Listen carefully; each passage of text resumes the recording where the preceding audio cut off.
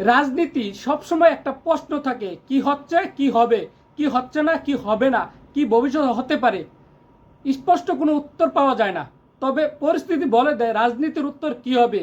আপনি যা দেখছেন তা রাজনীতি নয়, যা দেখবেন না তবে পরিস্থিতি তৈরি করে দেয়, মানুষ আলোচনা করে, মানুষকে আলোচনায় ফেলে দেয়, মানুষ মানুষকে চিন্তায় ফেলে দেয়, সেটাই রাজনীতির মেকানিজম। স্বাধীনতার পর থেকে এখন পর্যন্ত যত সরকার গ্রহণ করছে তারা কিন্তু জানতো না যে তারা ক্ষমতা গ্রহণ করবে। আবার যারা পরাজিত হয়েছে তারাও জানতো না তারা পরাজিত গ্রহণ করবে। যদি জানতো যে পরাজিত হবে তাহলে কিন্তু তারা পরাজয়টাকে রুখে দিত। জানা অজানার মধ্যে যে মেকানিজমে ক্ষমতা পরিবর্তন হয় সেটাই হলো রাজনীতি। ভবিষ্যতে কে ক্ষমতা আসবে কে ক্ষমতা আসবে না সেটা টুলস লুকিয়ে আছে রাজনীতির ভিতরে, রাজনীতির মেকানিজমে।